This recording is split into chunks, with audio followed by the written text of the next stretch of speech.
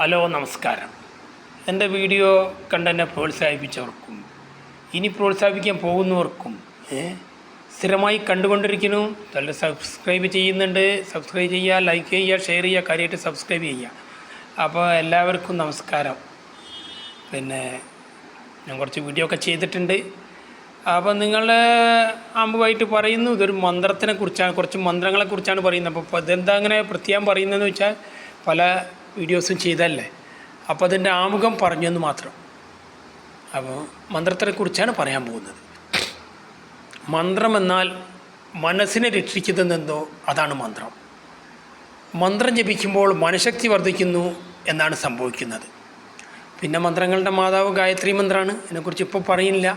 അപ്പോൾ പറയാൻ വരുന്നത്, പ്രശ്നങ്ങളില്ലാത്തവരാരുമില്ല, ഞാനും നിങ്ങളൊക്കെ ഉണ്ട്. അപ്പോൾ മന്ത്രജപത്തിൻ്റെ ഇത് പറയുമ്പം അതിൽ പേടിക്കേണ്ട ആവശ്യമില്ല. എന്ന് പേടിക്കുന്ന ആളുകൾ വളരെ പേടിച്ചുകൊണ്ട് നിൽക്കണോ അതിലേക്ക് ഇടപെടേണ്ട. ആർക്കും ഇവിടെ ഒന്നും സംഭവിച്ചില്ല. ഞാൻ കുറേ കാര്യങ്ങളൊക്കെ എൻ്റെ അനുഭവത്തിൽ നിന്നാണ് പറയുന്നത്. അപ്പോൾ അത് കൂടുതൽ വിസ്തരിച്ച് പറയില്ല എന്ന് മാത്രമേ ഉള്ളൂ. കാരണം നമ്മളെ കൂടെ സബ്സ്ക്രൈബ് ചെയ്തും പല കാര്യങ്ങളും നിൽക്കുന്ന ആളുകൾക്ക് എൻ്റെ അറിവുകൾ പങ്കുവയ്ക്കുക എന്നുള്ള ഒരു ഉദ്ദേശത്തിലാണ്. ആദ്യമായി പറയും, നമ്മൾ ദുരിതത്തിലും ബുദ്ധിമുട്ടുകളിലൊക്കെ നിൽക്കുന്ന ഒരു മന്ത്രമാണ്. മന്ത്രം ശിവഭഗവാന്റെ മന്ത്രമാണ് നമുക്ക് ആപത്തുകളിൽ രക്ഷപ്പെടാൻ. പിന്നെ ഏത് സമയത്തും ജപിക്കാൻ പറ്റി എൻ്റെ കണക്കിൽ അത് അങ്ങനെ തന്നെ, അതാണ് എൻ്റെ ശരി. അത് നിങ്ങൾക്കും പ്രായോഗിക തലത്തിൽ മുന്നോട്ട് കൊണ്ടുപോകാം.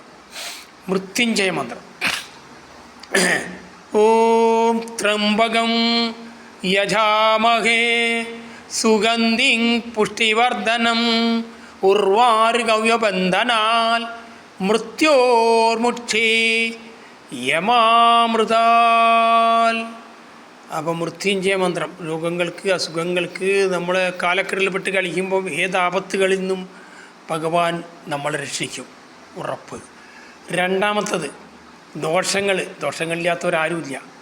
ആത്യന്തികമായി പുറത്തുനിന്ന് ദോഷമെന്ന് പറയും, കർമ്മഫലം എന്ന് പറയും.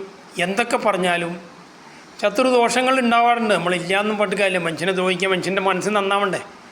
എല്ലാവരും മോശക്കാരാവുന്നതല്ല. അങ്ങനെ നല്ല മനസ്സിൽ വിപരീത ചിന്തി, നെഗറ്റീവ് ബുദ്ധിയും മറ്റുള്ളവരെ തകർക്കണം എന്ന് ചോദിച്ച് നടക്കുന്ന ആളുകളുണ്ടാവും.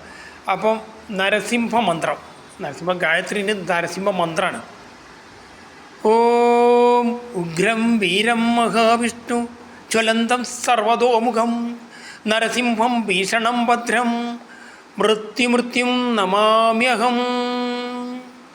അപ്പോൾ രണ്ടെണ്ണമായി.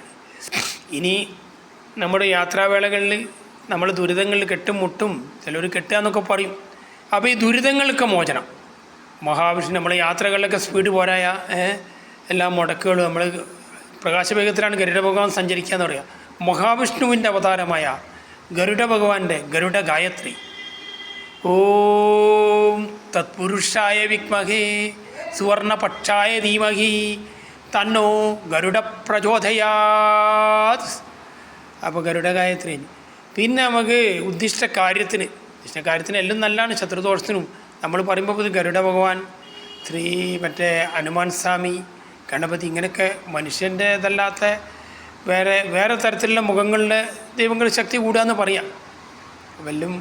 പിന്നെ അപ്പം ഗരുഡ ഭഗവാന്റെ മന്ത്രം കഴിഞ്ഞു. പിന്നെ ഹനുമാൻ സ്വാമിയുടെ വജ്രദേവായ രാമഭക്തായ വായുപുത്രായ നമസ്തുതേ. ഹനുമാൻ സ്വാമീൻ്റെ മന്ത്രം ജപിച്ചാൽ നമുക്ക് ഉദ്ദിഷ്ട കാര്യങ്ങൾ നടക്കും, ശത്രുദോഷമൊക്കെ മാറും. പിന്നെ ഭഗവതീൻ്റെത് അതങ്ങനെ തുടങ്ങി ഞാൻ പഠിച്ചത് മുതൽ. എന്നാൽ കൂടി ഭഗവതീൻ്റെ ഒരു ഭദ്രകാളീൻ്റെ ഗായത്രി മന്ത്രം.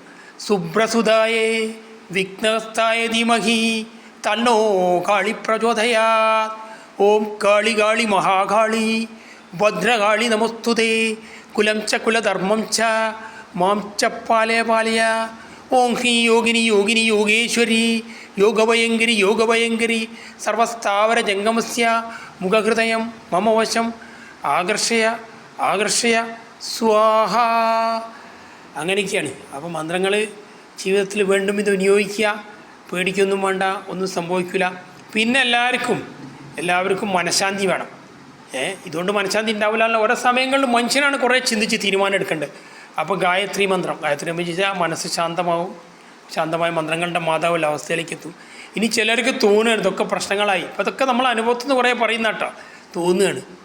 അപ്പോൾ നമുക്കിത് ആ ബുദ്ധിമുട്ടുകൾ തോന്നുന്നുണ്ട്. അപ്പോൾ എല്ലാ മനസ്സിനെ മാറ്റിയും കൊണ്ട് സൂര്യഗായത്രി നിങ്ങൾക്ക് ജപിക്കാം. അതിൽ പല നിഷ്ഠകളും പറയുന്നത് ആ നിഷ്ഠയൊന്നും പറയില്ല, കഴിയും നമ്മൾ കുളിച്ച് ശുദ്ധമായിട്ട് ജപിക്കുക. ഏത് മന്ത്രങ്ങളും നല്ല. ഇനിയിപ്പോൾ അതില്ല എന്നുണ്ടെങ്കിലും അതിൽ കുറേ മനുഷ്യൻ്റെ മനസ്സാണ്.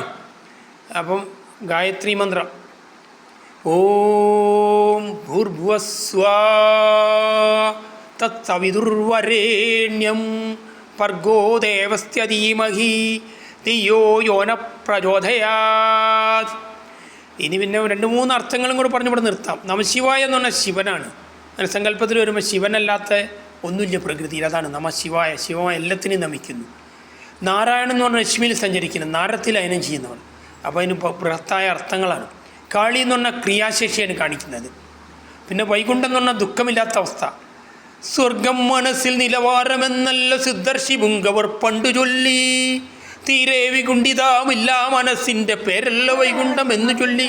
അപ്പോൾ ദുഃഖമില്ലാത്ത അവസ്ഥ, ദുഃഖമില്ലാത്ത അവസ്ഥ വന്നാൽ അത് തന്നെയാണ് വൈകുണ്ഠം. അപ്പോൾ അത്രയൊക്കെ വളരെ അർത്ഥങ്ങളുണ്ട് ഓരോന്നിലേക്ക്. അപ്പോൾ നമ്മൾ പറയും പോലെ ഇതൊന്നും ചെറുതായി കാണണ്ട, ഒക്കെ വളരെ വളരെ വലുതായ അർത്ഥങ്ങളാണ്. എന്തെങ്കിലുമൊക്കെ ആലോചിച്ചിട്ട് കുറച്ചും കൂടെ കഴിഞ്ഞിട്ടൊക്കെ സംവദിക്കാം. ഓക്കെ.